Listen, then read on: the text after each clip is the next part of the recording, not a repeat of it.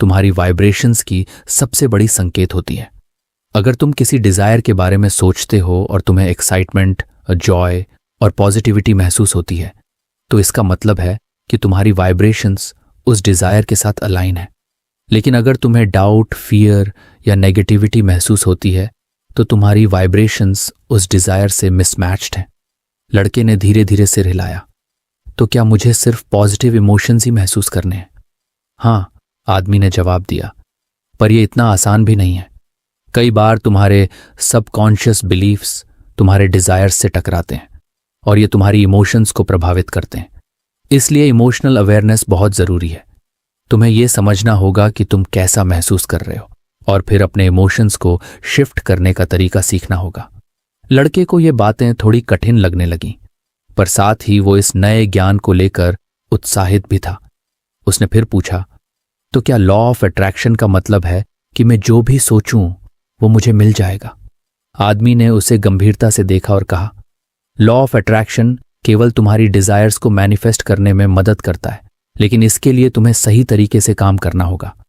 तुम्हारी सोच, तुम्हारी इमोशंस और तुम्हारे एक्शंस तीनों को एक साथ काम करना पड़ेगा। और सबसे जरूरी बात, तुम्हें पेशेंस और फेथ रखना होगा। कई बार तुम्हें रिजल्ट्स जल्दी नहीं दिखते, पर इसका मतलब ये नहीं है कि यूनिवर्स काम नहीं कर रहा है। लड़का अब काफी इंट्रीग्ड था। उसने फिर पूछा, क्या इसमें कोई प्रैक्टिकल एक्सरसाइजेज हैं जो मैं कर सकता हूं? आदमी ने मुस्कुराते हुए कहा, हाँ बिल्कुल। सबसे पहली चीज जो तुम कर सकते हो वो है ग्रैटिट्यूड प्रैक्टिस। जब तुम ग्रेटफुल होते हो तो तुम अपनी वाइब्रेशंस को ऑटोमेटिकली हाई कर लेते हो।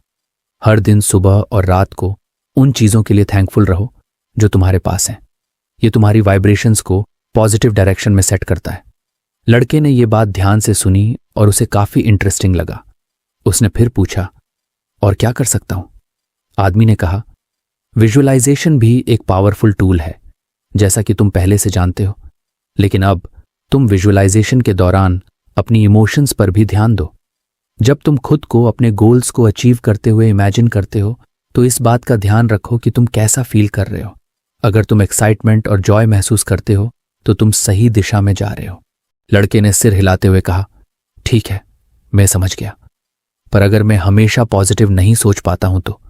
आदमी ने हंसते हुए कहा, यह बिल्कुल नॉर्मल है। तुम हमेशा पॉजिटिव नहीं रह सकते और यह बिल्कुल ठीक है। जब भी तुम्हें नेगेटिव फीलिंग्स आएं, उन्हें रिकॉग्नाइज करो, समझो कि वो क्यों आ रही हैं और फिर धीरे धीरे अपनी इमोशंस को शिफ्ट करने की कोशिश करो। मेडिटेशन इसमें मदद कर सकती है।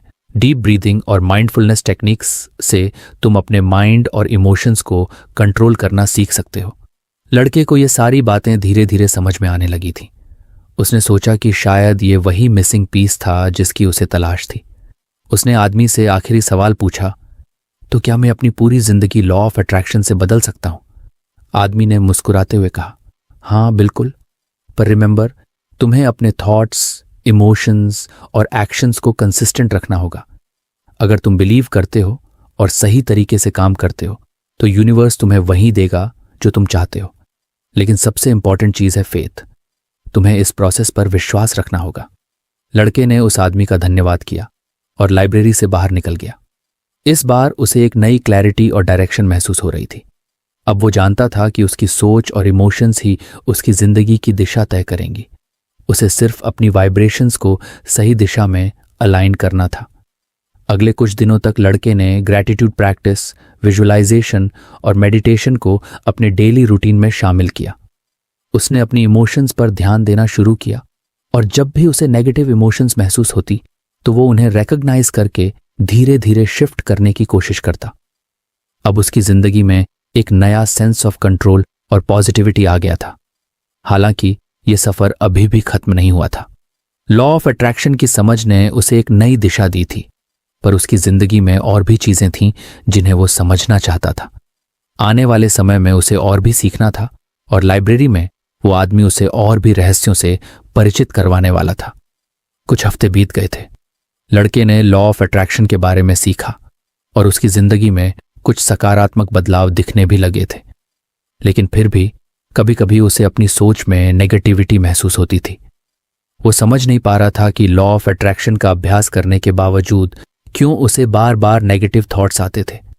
एक दिन वो फिर से उस लाइब्रेरी में पहुंचा, उस आदमी से मिलने के लिए जिसने उसकी सोच बदलने की शुरुआत की थी। लड़का आदमी के पास जाकर बैठा और थोड़ा उदास स्वर में बोला, आपने जो मुझे लॉ ऑफ अट्रैक्शन के बारे में सिखाया उससे मुझे काफी मदद मिली है, लेकिन फिर भी मैं कभी कभी नेगेटिव सोच में फंस जाता हूं। मुझे नहीं पता कि कैसे इससे बाहर निकलूं। आदमी ने उसकी ओर देखा और कहा, तुम अकेले नहीं हो, हम सब कभी ना कभी नेगेटिव थॉट्स का शिकार होते हैं, लेकिन इसका मतलब यह नहीं है कि तुम असफल हो रहे हो। नेगेटिव थिंकिंग को पहचानना और उसे ओवरकम करना भी एक प्रोसेस है, और आज मैं तुम्हें इसी बारे में सिखाऊंगा। लड़के ने ध्यान से सुनने की तैयारी की। उसे पता था कि इस बार भी कुछ नया सीखने को मिलेगा। आदमी ने कहा, सबसे पहले तुम्हें यह समझना होगा कि हर इंसान की सोच में कुछ ना कुछ लिमिटिंग बिलीफ्स होते हैं। ये वो बिलीफ्स होते हैं जो तुम्हारी जिंदगी में रुकावटें पैदा करते हैं। अक्सर ये बिलीफ्स बचपन या पास्ट एक्सपीरियंसेस से आते हैं।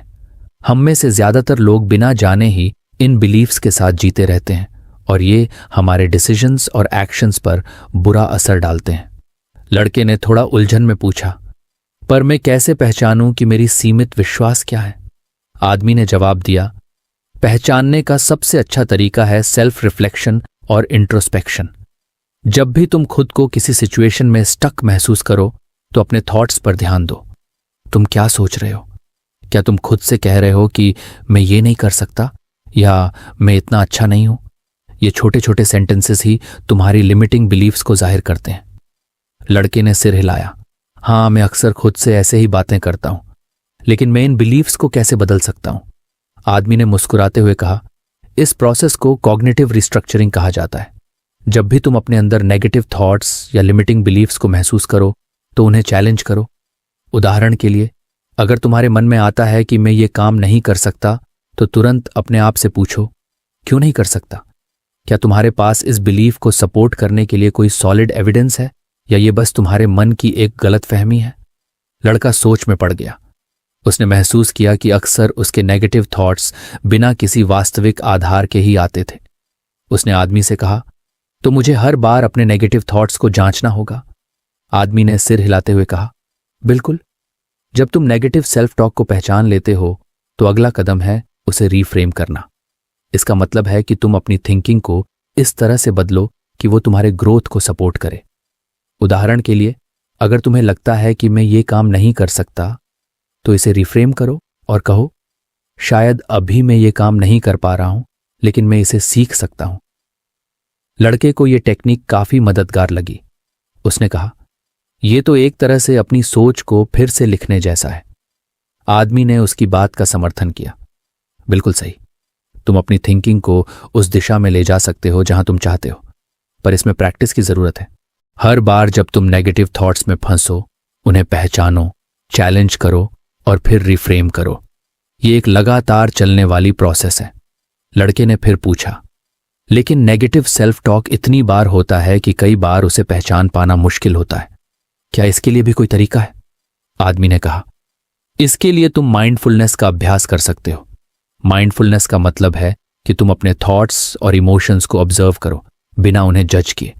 जब तुम माइंडफुल होते हो तो तुम अपने नेगेटिव थॉट्स को तुरंत पकड़ पाते हो और उन्हें रीफ्रेम करने का मौका मिल जाता है।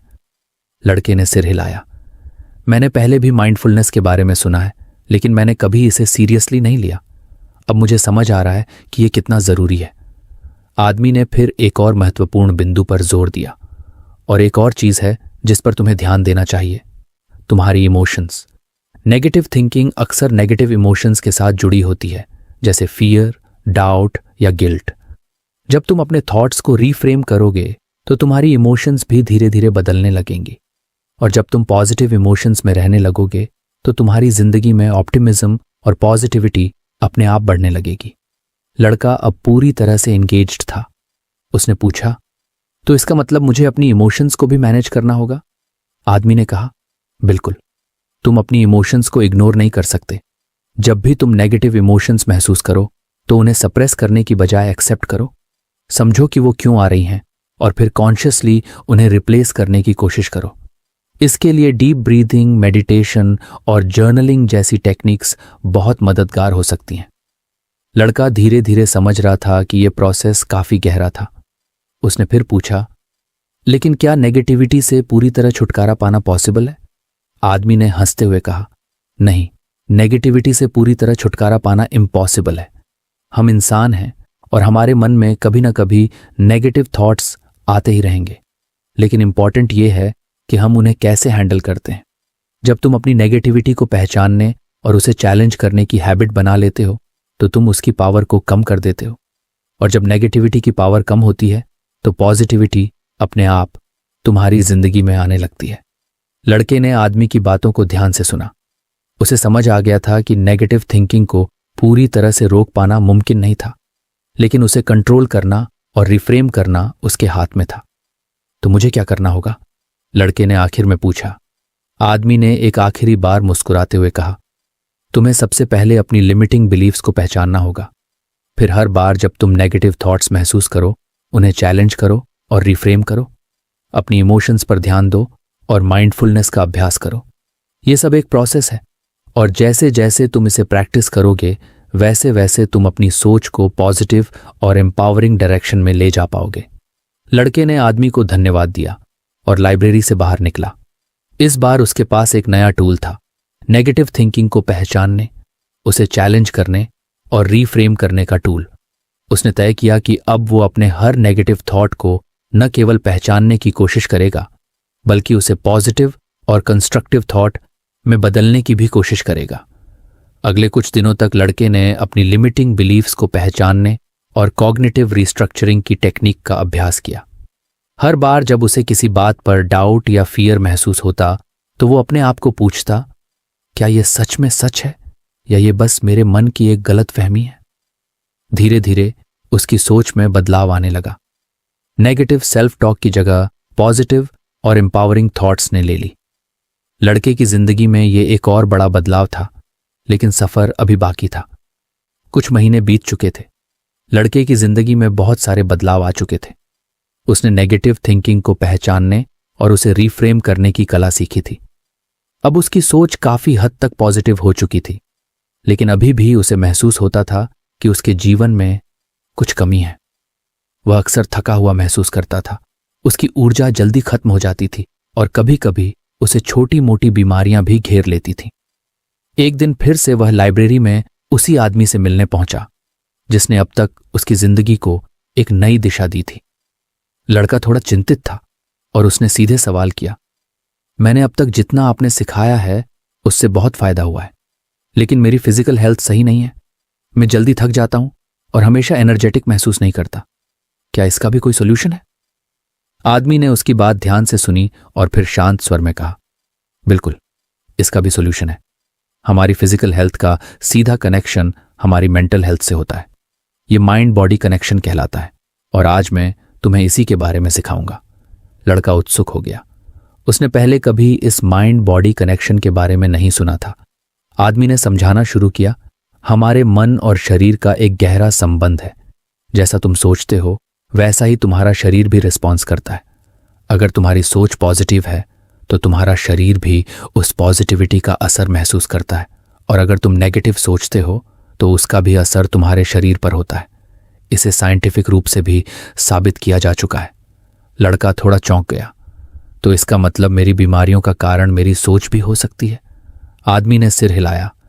सिर्फ तुम्हारी सोच ही नहीं, लेकिन हाँ, तुम्हारे थॉट्स का एक बड़ा हिस्सा होता है। जब तुम लगातार नेगेटिव थॉट्स में डूबे रहते हो तो तुम्हारा शरीर स्ट्रेस हार्मोन्स जैसे कॉर्टिजोल और एड्रेनलिन को ज्यादा रिलीज करता है। ये हार्मोन्स शॉर्ट टर्म में तो मददगार होते हैं, लेकिन अगर ये लंबे समय तक जारी रहें तो तुम्हारे शरीर पर बुरा असर डाल सकते हैं। इसी तरह पॉजिटिव थिंकिंग स्ट्रेस हार्मोन्स को कम करती है और शरीर को रिलैक्स करती है। लड़का सोच में पड़ गया। तो इसका मतलब मुझे अपनी फिजिकल हेल्थ सुधारने के लिए भी पॉजिटिव सोचना होगा। आदमी ने उसकी बात का समर्थन किया। बिल्कुल, पॉजिटिव थिंकिंग का सिर्फ तुम्हारी मेंटल हेल्थ पर ही नहीं बल्कि फिजिकल हेल्थ पर भी गहरा असर होता है। कई रिसर्च स्टडीज ने यह साबित किया है कि जो लोग ऑप्टिमिस्टिक होते हैं उनका इम्यून सिस्टम मजबूत होता है और वे जल्दी बीमार नहीं पड़ते। उनके रिकवरी के चांसेस भी ज्यादा होते हैं। लड़के ने पूछा, तो मुझे क्या करना चाहिए ताकि मेरी फिजिकल हेल्थ भी इंप्रूव हो? आदमी ने मुस्कुराते हुए कहा, सबसे पहले तो तुम पॉजिटिव थिंकिंग की आदत को और भी ज्यादा गहरा करो। इसके साथ साथ स्ट्रेस मैनेजमेंट पर भी काम करो। स्ट्रेस हमारे शरीर का सबसे बड़ा दुश्मन है। जब तुम स्ट्रेस्ड होते हो तो तुम्हारा शरीर और दिमाग दोनों कमजोर हो जाते हैं। लड़के ने थोड़ा उलझन में पूछा, लेकिन स्ट्रेस मैनेजमेंट कैसे करूं? आदमी ने विस्तार से बताया, स्ट्रेस मैनेजमेंट के कई तरीके हैं। सबसे पहले तुम अपने स्ट्रेस ट्रिगर्स को पहचानो। वो कौन सी चीजें हैं जो तुम्हें स्ट्रेस देती हैं। फिर उन सिचुएशंस को मैनेज करने के तरीके खोजो। डीप ब्रीदिंग और मेडिटेशन स्ट्रेस को तुरंत कम करने के बेहतरीन तरीके हैं। जब भी तुम्हें स्ट्रेस महसूस हो, बस कुछ मिनटों के लिए अपनी सांसों पर ध्यान दो और धीरे धीरे गहरी सांसें लो। इससे तुम्हारा नर्वस सिस्टम काल्म होता है और स्ट्रेस हार्मोन्स का लेवल कम होता है। लड़के ने सोचा, तो मुझे मेडिटेशन और ब्रीदिंग एक्सरसाइजेस पर ध्यान देना चाहिए। आदमी ने हाँ में सिर हिलाया। बिल्कुल, मेडिटेशन और ब्रीदिंग एक्सरसाइजेस तुम्हारे शरीर और दिमाग दोनों को शांत करती है। इसके अलावा ग्रैटिट्यूड की प्रैक्टिस भी तुम्हारे ओवरऑल वेलबीइंग के लिए बहुत महत्वपूर्ण है। जब तुम ग्रैटिट्यूड महसूस करते हो तो तुम्हारा माइंड नेचुरली पॉजिटिव थॉट्स की ओर शिफ्ट करता है और पॉजिटिविटी का सीधा असर तुम्हारे शरीर पर होता है। लड़के ने फिर पूछा, ग्रैटिट्यूड कैसे प्रैक्टिस करूं? आदमी ने समझाया, हर दिन सुबह या रात को कुछ मिनट निकाल कर उन चीजों के बारे में सोचो जिनके लिए तुम ग्रेटफुल हो। छोटी छोटी चीजें जैसे अच्छा खाना, दोस्त, परिवार या जो भी चीजें तुम्हारी जिंदगी में पॉजिटिव हैं। जब तुम नियमित रूप से ग्रैटिट्यूड प्रैक्टिस करते हो तो तुम्हारा माइंड नेचुरली ऑप्टिमिस्टिक होने लगता है और इसका असर तुम्हारी फिजिकल हेल्थ पर भी होता है। लड़के को यह तकनीक समझ में आई और उसने सोचा कि वो इसे अपनी डेली रूटीन का हिस्सा बनाएगा। आदमी ने फिर एक और महत्वपूर्ण बिंदु पर जोर दिया, और एक और चीज जो तुम्हारी वेल बीइंग के लिए बहुत जरूरी है वो है ऑप्टिमिज्म। जब तुम भविष्य के बारे में ऑप्टिमिस्टिक रहते हो तो तुम्हारा शरीर उस ऑप्टिमिज्म को महसूस करता है, स्ट्रेस कम हो जाता है और तुम्हारा इम्यून सिस्टम भी मजबूत होता है। रिसर्च में देखा गया है कि जो लोग ऑप्टिमिस्टिक होते हैं उनके हार्ट हेल्थ बेहतर होती है और उनकी लाइफ एक्सपेक्टेंसी भी ज्यादा होती है। लड़के ने ध्यान से सुना और उसे अब समझ आ रहा था कि उसका मानसिक और शारीरिक स्वास्थ्य कितनी गहराई से जुड़े हुए थे। तो इसका मतलब मुझे अपनी सोच और इमोशंस को पूरी तरह से मैनेज करना होगा ताकि मेरी फिजिकल हेल्थ भी बेहतर हो सके, लड़के ने पूछा। आदमी ने हंसते हुए कहा, बिल्कुल, तुम्हारी फिजिकल हेल्थ का एक बड़ा हिस्सा तुम्हारे मेंटल स्टेट पर निर्भर करता है। अगर तुम पॉजिटिव और ऑप्टिमिस्टिक सोचते हो तो तुम्हारा शरीर भी उस पॉजिटिविटी को महसूस करेगा। इसके साथ ही अच्छी न्यूट्रिशन, रेगुलर एक्सरसाइज और प्रॉपर स्लीप भी तुम्हारी फिजिकल वेलबीइंग में योगदान करते हैं। लेकिन अगर तुम्हारी सोच नेगेटिव रहती है तो ये सारे एफर्ट्स कम असर करेंगे। लड़के ने फिर पूछा, तो मुझे इन सब चीजों का बैलेंस बनाना होगा? आदमी ने हाँ में सिर हिलाते हुए कहा, बिल्कुल सही। माइंड बॉडी कनेक्शन का मतलब है कि तुम अपनी सोच, इमोशंस और फिजिकल एक्शंस का ध्यान रखो। जब ये तीनों अलाइन होते हैं तब तुम्हारी जिंदगी में ट्रू वेलबीइंग आता है। आदमी ने अंत में कहा, याद रखना, पॉजिटिविटी और ग्रैटिट्यूड सिर्फ तुम्हारे मानसिक स्वास्थ्य के लिए ही नहीं बल्कि तुम्हारे शरीर के लिए भी एक दवा की तरह है। जब भी तुम्हें महसूस हो कि तुम फिजिकली कमजोर या थके हुए हो तो अपनी सोच पर ध्यान दो। पॉजिटिव थिंकिंग तुम्हारी फिजिकल स्ट्रेंथ को भी बढ़ा सकती है। लड़के ने आदमी का धन्यवाद किया और लाइब्रेरी से बाहर निकला। इस बार उसकी समझ में आ चुका था कि उसका पूरा जीवन उसकी सोच और उसके शरीर के बीच की गहरी कड़ी पर आधारित था। उसने ठान लिया था कि अब से वो न केवल अपनी मानसिक स्थिति पर काम करेगा बल्कि अपनी फिजिकल हेल्थ पर भी ध्यान देगा। माइंड बॉडी कनेक्शन को समझकर वह अब अपने जीवन को पूरी तरह से ट्रांसफॉर्म करने के लिए तैयार था। इस जर्नी का आखिरी लेसन ये था कि असली वेल बीइंग और सक्सेस सिर्फ खुद को सुधारने में नहीं बल्कि दूसरों की मदद करने में है। और अब लड़का इस लेसन को अपनी जिंदगी में पूरी तरह से अपना चुका था। तो फ्रेंड्स, ये थी हमारी आज की बुक समरी। आपको कैसी लगी कमेंट करके ज़रूर बताएं और धन्यवाद आपका समरी एंड तक सुनने के लिए।